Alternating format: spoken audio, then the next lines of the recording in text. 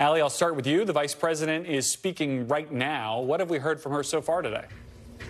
Yeah, Garrett, the vice president taking the stage just a few minutes ago, and she is appearing with, she says, over 100 Republican leaders in Pennsylvania, who she says come from a range of former Republican administrations, including the administration of former President Trump. And she's making the case that all of these leaders respect the oath of office, respect the rule of law in this country. She's bringing up former President Trump's actions, specifically on January 6th, as the attack on the Capitol was underway. She's talking about how Republicans and her campaign have more similarities than differences, saying that Republicans, specifically those disaffected Republicans, those never-Trumper Republicans who may feel like their party has moved on without them, have more in common with her than they may think.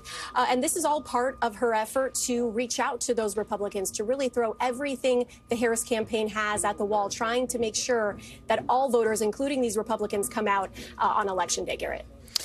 And does the campaign think it can make real inroads with Republicans who aren't voting for Trump? Like if you're going to vote for a Republican down ballot, not just if you used to be a Republican and you don't like Trump anymore? They do, and this was an investment that we saw made even back when this was the still Biden campaign. Remember, they hired that Republican outreach director to lead this effort, and ever since then, we have seen the Harris campaign, ever since she took the torch from President Biden, lean into this. You saw her appear with former Republican Congresswoman Liz Cheney a couple of weeks ago, talking about what they have in common and what more they can build on as far as their similarities, again, saying that they should put country before party. And you see the vice president, as well as her running mate, Governor Tim Walz, lean more into, outside of their comfort zone, sitting down with more conservative media outlets. Walz sitting down for 2 weekends in a row with Fox News, and Fox says that that was at the insistence or the outreach of the actually the Harris campaign. And now tonight we're going to see the vice president herself sit down for the first time with this interview with Fox News and anchor Brett Baer. So this is something that they hope is going to pay off with just a couple of weeks left, but it is a months-long effort that they see as definitely worth the energy and investments into this effort, Garrett. Well, and if that's one end of the big tent, the other part is shoring up the base. We mentioned the Harris campaign working to mobilize the black vote, specifically among black men. Obviously, this is happening in real time. That Charlemagne the God interview was just yesterday, but is there any sense that the overtures the campaign is making are paying a return? Well, I think it's still too early to tell, since we're just over the last week seeing really the campaign really lean into this effort. But we've seen in poll after poll the vice president struggle to meet President Biden's numbers where they were in 2020 with specifically this group. And that's why you see her doing this outreach when on Monday, when she was in Pennsylvania meeting with black business owners. And then, as you mentioned, yesterday in Detroit, sitting down with Charlemagne the God, talking on that radio show that is very popular with black listeners.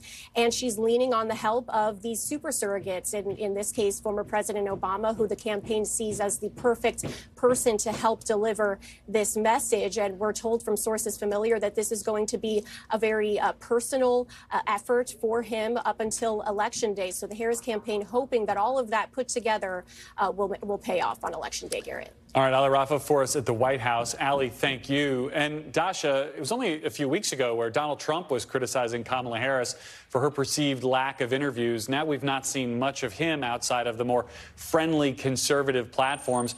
What is the Trump media strategy with the 3 weeks to go now? Is it just to keep him off of unfriendly airwaves? Well, look, Garrett, right now, the campaign feels good. They feel like the indicators are pointing in the right direction. They feel like they just need to keep hammering the message, keep hammering the opponent. They've been watching the Harris media blitz and feel like she's created some openings for them to make those clips and to be critical of her. They've been playing that clip from The View where she says there's not a thing she would do differently than President Biden. They have been playing that at every rally that I've been to recently. Although I'll say today and yesterday, yesterday, the massive early voting numbers in Georgia might be a good sign and maybe a worrying sign for former President Trump, a good sign for Vice President Harris. But look, I will say he did do that Bloomberg News event, and he is doing a Univision town hall today. So they're letting him out there a little bit. The thing that they want to do right now is no harm, is no unforced errors, and try to stay to the message. And that's really what they're hoping to do, that discipline, which can be challenging with the former president in the last 3 weeks, Garrett. Yeah, I mean, look, to that end, you talk about moments creating clips. There's this enemy from within moment that the former president keeps going back to defend. Are you picking up any concern among the campaign or among other Republicans that this is kind of him stepping on a rake or giving the vice president the kind of contrast she would like to make? Yeah, the campaign doesn't want any headlines that aren't about the economy or immigration. You saw him even at the town hall with women on Fox News yesterday. So many of those answers, he was trying to bring it back to immigration. But then there are moments where he can't help himself, and he does say things like enemy from within. He doubled down on that in another recent interview, saying that people like Nancy Pelosi are evil and dangerous. Yeah, the allies don't love that. At the same time, some people in his campaign say, look, this is the time to really put pressure on the opponent to paint that bleak picture of what the country might look like if Vice President Harris does win. And so there's that split between his advisors, those who are like, yeah, let's be aggressive and Trump's going to be Trump and do it in his own way, and others that would wish he would just stick to the economy and immigration, Garrett.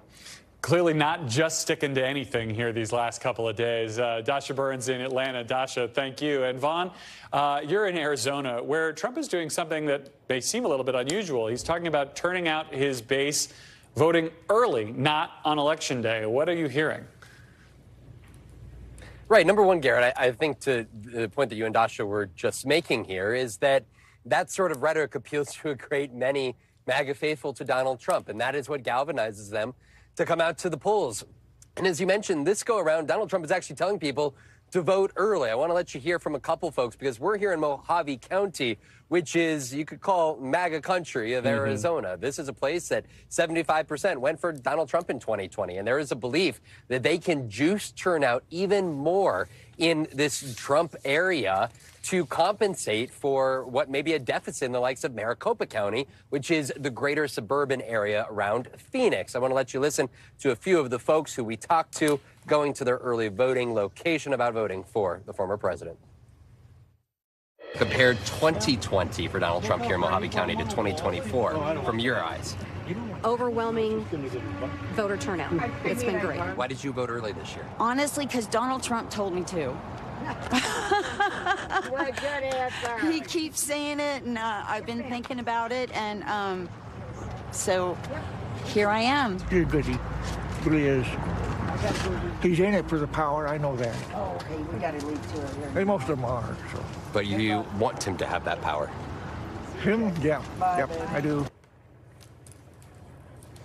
Robert, that last gentleman you heard from, he did not vote in 2020. He is one of those people who was a registered Republican, didn't vote in 2020, who they believe are going to make the difference this go around. The first woman you heard from, Jody, is one of what they say is a 600 volunteer grassroots network out here of folks who are identifying registered Republicans that didn't vote in 2020. And they are of the belief, and the way that they're persuading themselves and energizing themselves to get out there every day, Garrett, is to say that if they get 10% more registered Republicans to come out to the polls than did in 2020, they believe that would make up the difference to give Donald Trump the victory here in Arizona. Right. They've got to find these people who are Trump supporters but not Trump voters and make them change hats. It's going to be an interesting search all across the country. And Vaughn, Hillyard, you're on top of it for us today. Thank you. And joining me now to break down some more of this is our NBC News chief political analyst, Chuck Todd. So, Chuck, as Harris is trying to appeal to everyone on the trail, our latest poll shows she may be getting bogged down by Joe Biden's record. Your column this week, you called his unpopularity the mood music of this election. How so? Well, I mean, you can just look at our own polling, right? We also tested the term Bidenomics. It was super underwater. Democrats barely have a positive view of Bidenomics. Independents 2-1 against it. Overall, nearly 2-1 against it. When you look at his job approval rating, he's at his lowest disapproval that he's been at all year, 54%. Well, that's still a majority of it's a larger majority. more people disapprove of Joe Biden's presidency than will collectively vote for the winner of this presidential election, Garrett, which means there are going to be people that Harris has to win over who don't like Joe Biden's presidency. Look, I think it all sort of conforms to what you're seeing, and I think in very much, Garrett, that what I was writing about, how the Harris campaign is campaigning, and frankly, what Trump is trying to do, sort of tells you where this electorate is. The electorate has shifted to the right in this country. Yeah. Okay? For the last 4 years, the Republican Party has re-registered, has done voter registration, has run circles around the Democratic Party on voter registration. They have upped the numbers. This is a different electorate. While the map may look the same, the country has shifted a point or two to the right. Well, what does that mean? It means Harris has to win a majority of independents and some of these Trump-skeptical Republicans. So, in theory, she's talking to the right group of voters. Now, the question is she saying what's necessary to then get them to do something they normally don't do, which is not vote for a Republican, right? Right. And I think that's the question. Has she broken from Biden enough? They know, you can see they know who their voter is that they have to get. But are they messaging to that voter correctly? And my argument is they're frankly a bit too bogged down by Biden and Biden's record, and they haven't found a better way to separate yet. Look, this is hard for many sitting vice presidents, but Al Gore broke harder than she did from Clinton. Hubert Humphrey broke harder from LBJ than she has. Both still ended up losing, but they lost by a nose hair. Okay, and I don't think she's broken enough yet from Biden. Well, and Biden himself seemed to give her a little bit of permission almost yesterday. Let's listen to this. Every president has to cut their own path. That's what I did. I was loyal to Barack Obama, but I cut my own path as president. That's what Kamala's going to do. She's been loyal so far, but she's going to cut her own path. Kamala will take the country in her own direction. And that's one of the most important differences in this election. So what does cutting her own path look like, Chuck, or what does it need to look like? I mean, I was struck by the fact that her opportunity agenda for black men included legalizing marijuana, which I didn't feel like got a lot of attention, but is definitely a policy break from Biden. Yes, that's a policy break, but that's a policy break that sort of, it's not a, that isn't a big deal to the other voters she needs. And I think the voter she needs more is that center-right voter that doesn't like Trump, that would prefer, let's just say, something that's slightly more to the right than what the Democrats are offering. But is Kamala I think Harris, it's on Chuck, immigration. is Kamala Harris going to be able to come out and credibly say, I'm with you now and I'm to the right of Joe Biden? It depends on how she says it. So, for instance, on the border, I think she missed an opportunity 2 weeks ago. On one hand, she tried to virtue signal that she was going to be as tough on the border, that she wasn't going to let this policy go, and she tried to be a little tougher. She worded it wrong. She needs to acknowledge that the Biden administration didn't get it right. So there's a way here to play a little Clinton triangulation. It's a simple thing. Hey, we didn't get this policy right. Now we're finally getting it right, and Garrett, I'm not going to let it go backwards. So then you take you sort of do a little mea culpa, but you sort of say, hey, he blew it. I'm not going to blow it. To me, when the buck stops with me. And then you let reporters know, wow, that's a big break. She has not done something enough where the public says, wow, now that's a break from Biden. By the way, you know who she could learn from? Joe Biden. That guy and his staff throws Barack Obama under the bus constantly, thinking, so I don't think they ought to worry about what Biden and his staff thinks if she does it. I sort of wonder if it's a trap where the Trump campaign then immediately comes out and says, oh, well, if you were so influential, what? Garrett, so what? That actually only helps them with that voter they're looking. They don't. The enemy of their enemy. That voter doesn't trust or like Donald Trump. So there's nothing, so that's not, in some ways, you want to do it enough where Trump does notice and then accidentally reinforces your message to that group of voters. Chuck, in the 30 seconds or so we have left, DJ Donald from Monday night, is this the kind of thing that's going to be still a factor in voters' minds in 20 days or when they're voting right now? The other part of when I say that people don't like Biden in this election, the other thing they didn't like about him was that he was aging and not all there. Anytime I think Donald Trump introduces the idea that, he's not as with it as he was the last time, or he's kind of getting odd, or he's I don't think that helps him. That stuff was hidden when Biden was his opponent.